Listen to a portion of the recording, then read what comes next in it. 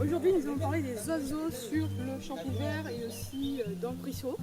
Oui, en effet, parce que des installations ont été mises pour présenter les oiseaux du Champivert, mais un bon nombre, vous ne pouvez pas les voir. Ce n'est pas parce que vous n'y arrivez pas, c'est juste parce que l'endroit n'est pas aménagé pour eux, pour qu'ils puissent venir fréquemment. Donc là, dans cette vidéo, nous allons expliquer pourquoi. En ce qui concerne la corneille, ce n'est pas une très bonne nouvelle qu'elle soit ici parce qu'en effet, il y a des poubelles, surtout que les couvercles, il n'y en a pas.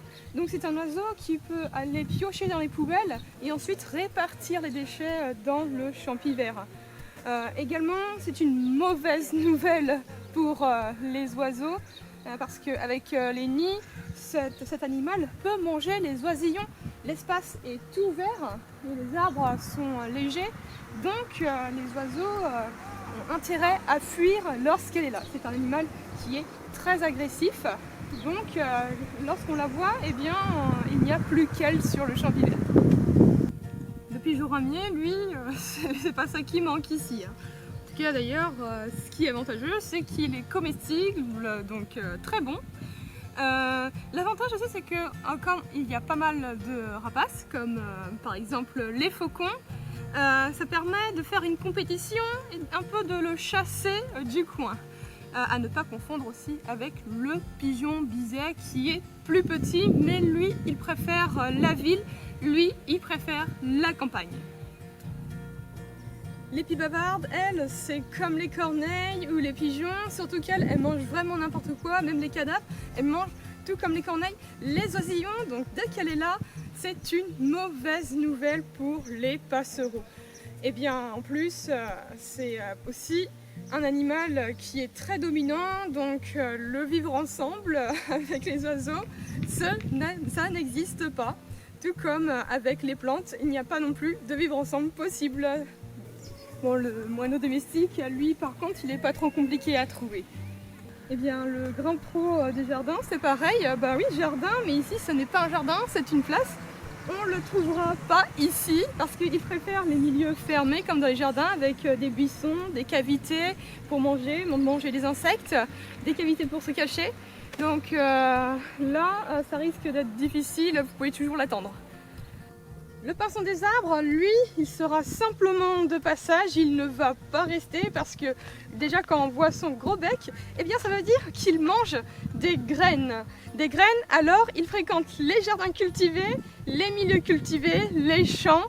Donc ça va être un peu difficile de le voir longtemps là. Eh bien le merle, lui, là aussi ça va être difficile de le trouver parce que c'est soit il a besoin des buissons pour se cacher, sinon pour être en hauteur, monsieur en a besoin. Il a besoin de hauteur, mais là, c'est pas très haut pour lui. Monsieur doit dominer. Pour l'orite à longue queue, ça va être difficile pour lui parce qu'avec son petit bec, il mange plutôt des insectes. Mais là, elle sait où les fleurs. Les fleurs, elles font des petites graines, elles font attirer les insectes. Mais là, il n'a pas grand-chose pour lui sur cette place. Le rouge-gorge, lui, c'est le buisson, les arbres buissonnants. Donc au Champivert, vous pouvez toujours rêver pour le voir, c'est trop ouvert. Vous ne le verrez que dans les lisières ou les jardins ou les forêts. Le Watelépé, lui, ce qu'il adore, c'est les conifères. Donc là, dans le coin, ils se font rares. Donc là, pareil, on n'est pas près de le trouver ici, plutôt dans les forêts. Le pivert, lui, comme il n'y a pas de vieux arbres ou d'arbres morts, alors pour le trouver ici, c'est mort.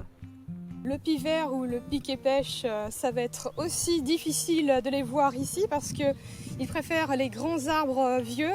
En effet, ils mangent les insectes xylophages qui sont dans le bois mort. Donc il va falloir chercher un peu plus loin dans les forêts, surtout si vous voulez le trouver. La mésanjupée, elle, ce qu'elle préfère, ce sont les conifères, donc là non plus, c'est pas possible. Et bien sûr, quand on voit son bec, elle préfère les insectes, donc ici non plus, les insectes ne fréquentent pas cette place avec le manque de fleurs et de buissons. La mésange lunette, elle préfère les forêts parce qu'elle va trouver beaucoup d'arbres avec cavité, ou bien sinon les parcs à vieux arbres. Donc les milieux ouverts sont à éviter. Peut-être que vous avez plus de chances de les trouver dans le parc de la Providence. La mésange charbonnière, elle va éviter les milieux homogènes. Elle va plutôt aller dans les conifères parce qu'elle est superbe pour manger les nids de chenilles processonnières.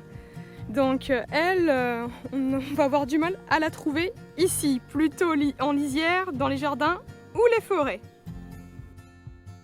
Quand on observe la forme du bec de l'oiseau, on peut déjà deviner son régime alimentaire. Ceux qui ont un gros bec ont la capacité de manger des graines d'une certaine taille.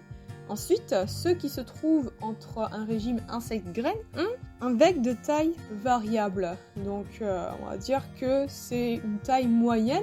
Par contre, ceux qui ont un tout petit bec, voire un bec rallongé, sont ceux qui mangent des insectes.